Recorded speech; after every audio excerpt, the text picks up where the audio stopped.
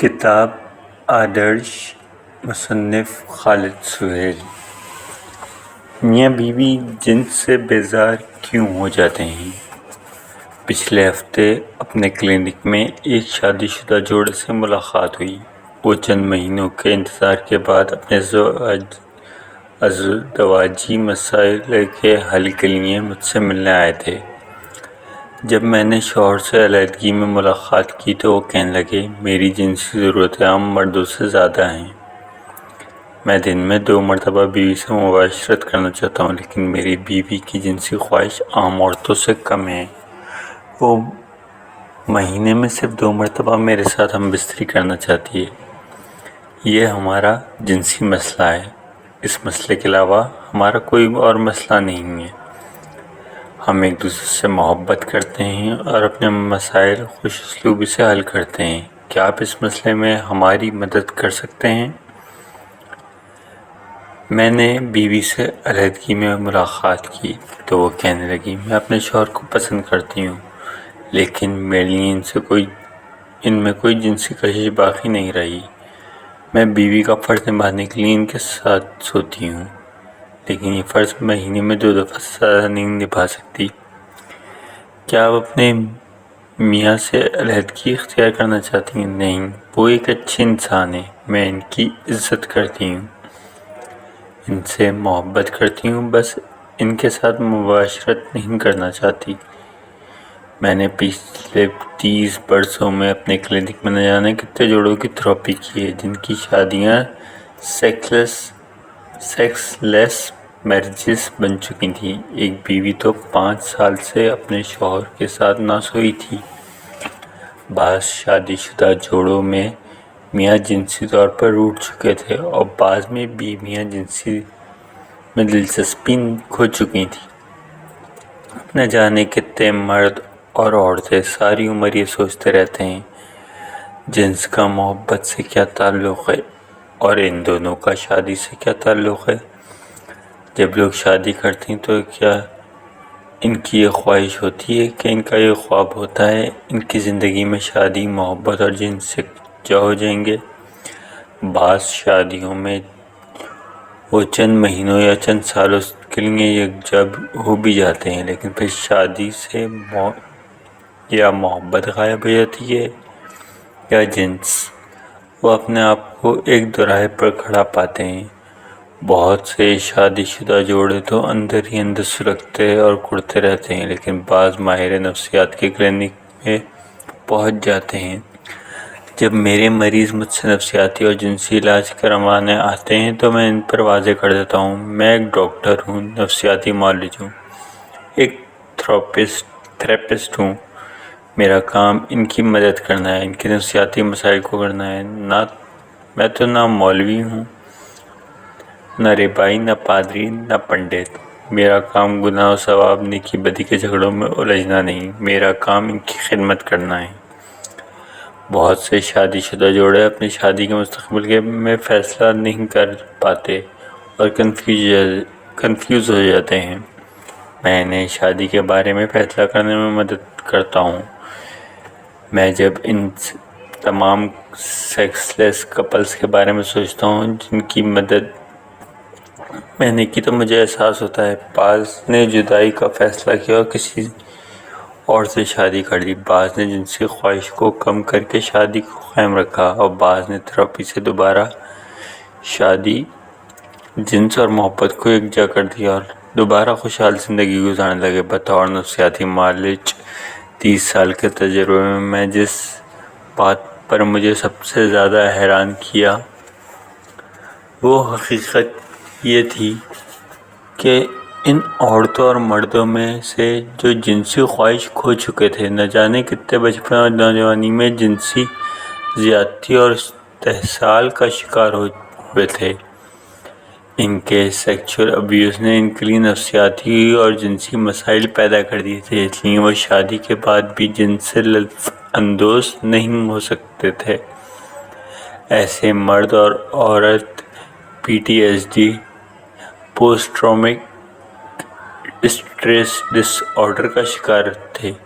ایسے مریض میں سے بعض کے لیے شرم اور بعض کے لیے احساس گناہ ایک بڑا نفسیاتی مسئلہ بن گیا تھا۔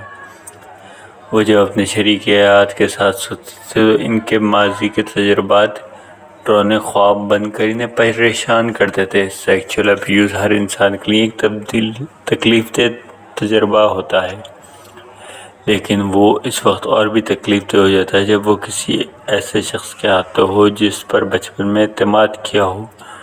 بعض دفعہ یہ استحصال خالو، پھپھا، سوتیلے باپ یا باپ کے قریبی دوست کے ہاتھوں ہوتا ہے۔ مغرب میں جنسی استحصال پر کھل کر بات ہو رہی ہے، لیکن مشرق میں اب بھی بہت سے لوگ اس کا انکار کا شکار ہیں۔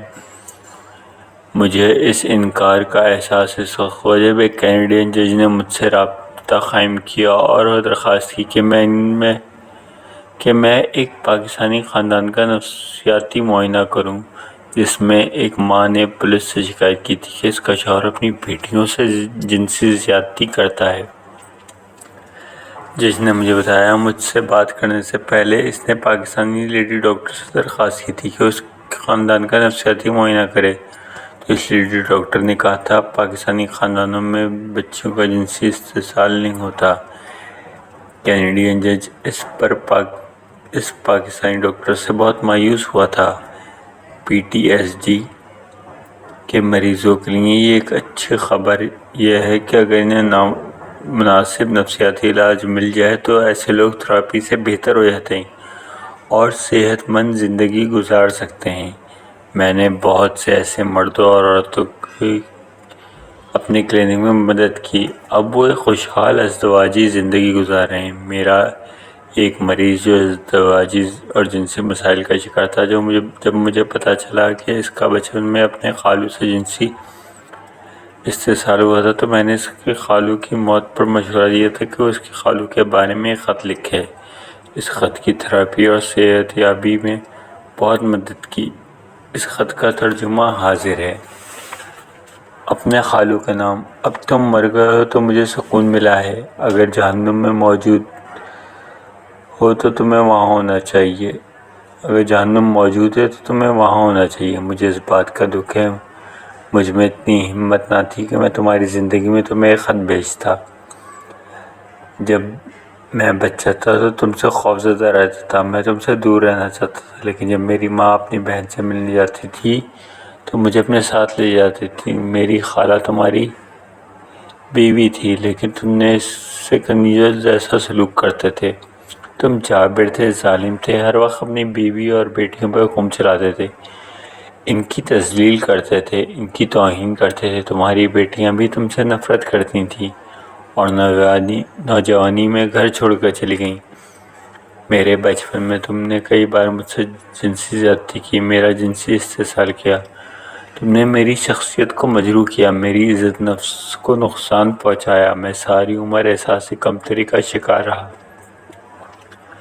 کبھی مجھے شرم آتی، کبھی احساس گناہ کی گہرائیوں میں ڈوب جاتا۔ میں اتنا پریشان رہتا کہ بیوی سے بھی محبت نہ کر سکا۔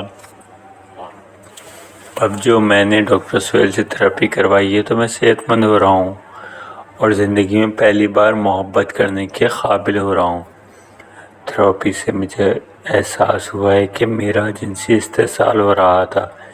اس وقت میں بچہ تھا، میں معصوم تھا، میں نے کوئی غلط کام نہیں کیا تھا۔ غلط کام تو تم نے کیا تھا اور تمہیں اس کی کوئی سزا نہیں ملی۔ تمہاری موت سے میری زندگی کا ایک دردناک باب ختم ہوا، تمہارا جہنم کا عذاب شروع ہوا ہے۔ میں تمہارا یہ راز اپنے پاس ہی رکھوں گا، تمہاری بیوی اور بیٹیوں کو نہیں بتاؤں گا۔ تمہاری موت کے بعد انہوں نے بھی میری طرح خوشی سے زندہ رہنا شروع کیا ہے۔